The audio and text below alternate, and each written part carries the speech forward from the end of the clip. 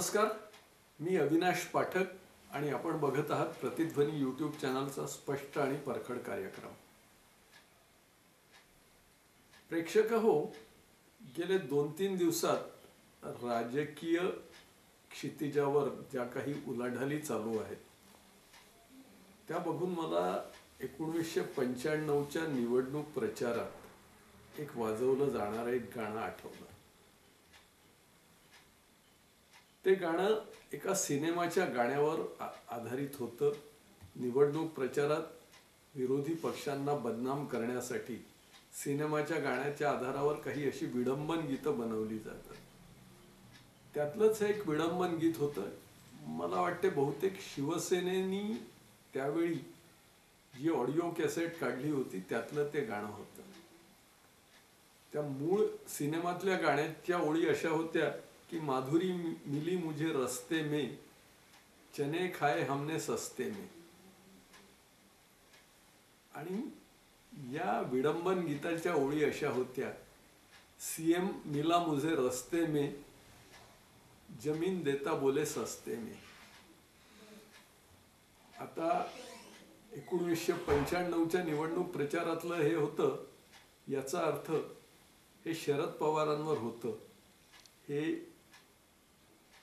सुजाण प्रेक्षक लगेचच ओळखते।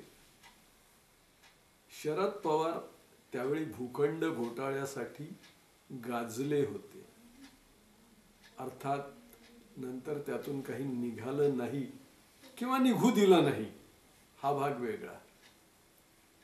पण त्यावेळी सरकारी जमिनी, खाजगी जमिनी बेकायदेशीररित्या राजकीय मित्रांना किंवा सोयीच्या व्यावसायिकांना मिळवून देणे हा प्रकार शरद पवारांच्या काळात फार झाला होता। त्यामुळे भूखंड घोटाळ्यासाठी ते गाजले होते।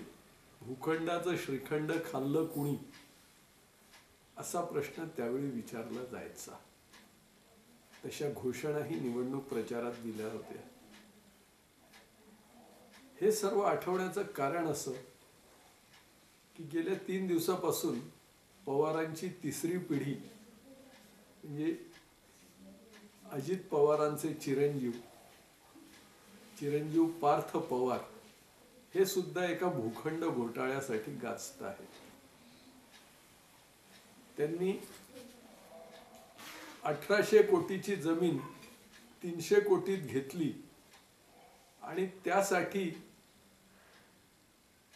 जो काही मुद्रांक शुल्क हे भरावं लागणार होतं त्यातही कशी काय तर सवलत मिळवून फक्त 500 रुपये मुद्रांक शुल्क भरून हा व्यवहार त्यांनी केला। आता साधारणपणे मुद्रांक शुल्काची टक्केवारी लक्षात घेतली, अगदी ती काहीतरी असं म्हणतात की ती जागा त्यांनी औद्योगिक कामासाठी घेतली तर तिथे सवलत मिळते, ती सवलतही लक्षात घेतली तरी 6 कोटी रुपये तरी मुद्रांक शुल्क द्यावा लागला असता असा प्राथमिक अंदाज आहे। पण ते सगळं 500 रुपयात सेटलमेंट झालं। म्हणजेच आजोबांच्या पावलावर पाऊल ठेवून पार्थ पवार घोटाळे करत आहेत हे यातून स्पष्ट दिसते आहे। आता आजोबांनी तर घोटाळे केलेच केले, पण पार्थ पवारांच्या वडिलांच्याही नावे 70,000 कोटीचा सिंचन घोटाळा आहेच।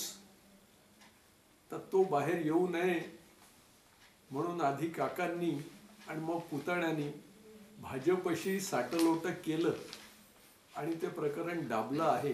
हा भाग सोडला तर ते कधी ना कधी वर येईल असं म्हणता येते। इतकंच काय, पण पार्थ पवारांच्या आत्यांनी सुद्धा बाल्कनीत वांगी पिकवून काही करोड रुपयाची वांगी विकली म्हणे। आता एका एकरात किती वांगी येतात आणि त्यातून उत्पन्न किती येते हे सगळ्यांना माहित आहे। पण फक्त बाल्कनीत वांगी पिकवून करोडोचं उत्पन्न होणार असेल तर तो मोठा घोटाळा आहे असं नाही वाटत का? तर सांगायचं तात्पर्य असं की हे पार्थ पवार हे सध्या या घोटाळ्यासाठी गाजत आहे. तिथे त्याच्या वडिलांनी सुरुवातीला तर हात वर केलं, मुलगा सज्ञान आहे, मला काही माहीत नाही, त्यांनी काय व्यवहार केला असेल तो काही मला विचारून करत नाही. म्हणजे उद्या काही झालं तर पार्थला पकडून घेऊन जा, मला काही माहीत नाही, हे सांगायला अजित पवार मोकळे. आता सध्या सोशल मीडियावर एक पोस्ट व्हायरल होते आहे की आमची मुलं बाजारात केळी घ्यायला गेली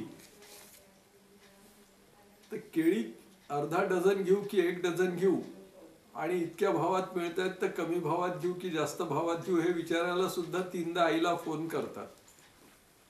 आणि हे चिरंजीव 300 कोटीचा व्यवहार सरळ मायबापाला न विचारता करून टाकतात. हा म्हणजे एकूणच टिंगलीचा आणि टीकेचाच सूर आहे. पण हे झालंय हे सकृत दर्शनी तरी हे चित्र दिसते आहे. आता यात मुख्यमंत्र्यांनी चौकशीचे आदेश दिले आहेत, काही अधिकाऱ्यांना सस्पेंड केलं आहे, काहींवर गुन्हे दाखल झाले आहेत. आता काय होते खरं खोटं ते बघू, ते कालांतराने त्याचं उत्तर आपल्याला मिळेल. पण सध्या हा घोटाळा गाजतो आहे. तर तो नेमका याच वेळी का निघाला, तर पार्थ पवारांना म्हणे बारामतीचा नगराध्यक्ष करणार होते, त्यामुळे इकडे स्थानिक स्वराज्य संस्थांच्या निवडणुका जाहीर झाल्या मंगळवारी, गुरुवारी किंवा शुक्रवारी हे प्रकरण बाहेर काढलं गेलं. म्हणजे इथे सुद्धा राजकीय स्वार्थ साधण्याचे सगळे प्रयोग आहेत. पण आता होतंय काय, आज अजित पवार आणि त्यांचा राष्ट्रवादी काँग्रेस पक्ष हा भाजपच्या मांडीला मांडी लावून बसला आहे. भाजप हा पार्टी विथ डिफरन्स म्हणून ओळखला जातो. आणि असं असताना त्या देवेंद्र फडणवीसांच्या मंत्रिमंडळात अजित पवार हे उपमुख्यमंत्री असताना त्यांचा मुलगा इतकी मोठी भानगड करतो, त्यात सरकारचंही काही करोड रुपयाचं मुद्रांक शुल्क बुडवलं जाते. म्हणजेच पर्यायाने तो महाराष्ट्राच्या जनतेचंच नुकसान होते. आणि तरीही भाजपला काही करता येत नाही. याचाच अर्थ यांनी घोटाळे करायचे आणि त्याची बिलं भाजपच्या आणि फडणवीसांच्या नावाने फाडली जायची, हे असंच होते आहे. आतापर्यंतही इतर प्रकरणांमध्ये झालं आहे. भाजप हा मी आधीच बोललो पार्टी विथ डिफरन्स म्हणून ओळखला जातो.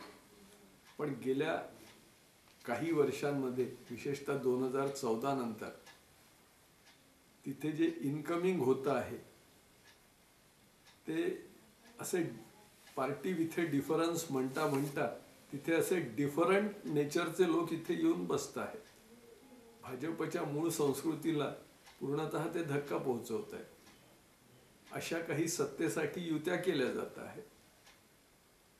अजित पवारांशी युती केल्यावर माझ्या माहितीप्रमाणे संघ परिवारातल्याच अनेक लोकांनी त्याबद्दल नाराजी व्यक्त केली होती. पण त्यावेळी देवेंद्र फडणवीसांनी शाश्वत धर्म आणि आपद्धर्म, हा आपद्धर्म आहे म्हणून त्याची भलावण केली होती. पण हा आपद्धर्म कितपत कामाचा ठरणार आहे. हे लोक असे घोटाळे करतील तुमच्या सरकारमध्ये राहून, आणि त्याची बदनामी मात्र भाजपला सहन करावी लागेल. हे कितपत योग्य ठरणार आहे याचा विचार कुठेतरी व्हायला हवा. अन्यथा होणार काय की काही दिवसांनी भाजप सुद्धा घोटाळेबाजांचाच पक्ष आहे असं एक चित्र निर्माण होईल. मग लोक भाजपपासून दूर जातील. भाजप सत्तेच्या बाहेर जर गेला तर आज जे सत्तेसाठी भाजपमध्ये आलेले आहेत ते सगळे जहाज बुडायला लागल्यावर जसे उंदीर पळून जातात तसे हेही सगळे पळून जातील.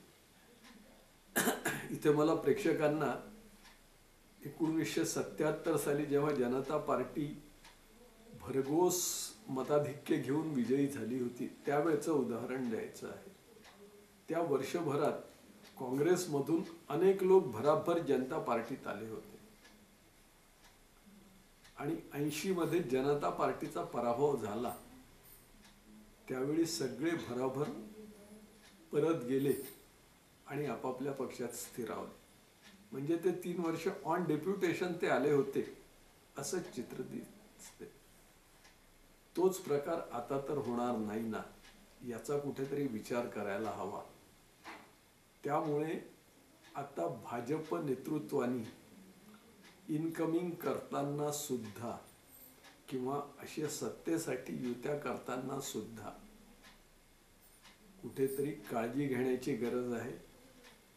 अन्यथा घोटाळे करणारे सुटून जातील, मतदार मात्र तुमच्यापासून दुरावेल. हा धोका कुठेतरी लक्षात घ्यायला हवा आणि वेळीच शहाणं व्हायला हवं.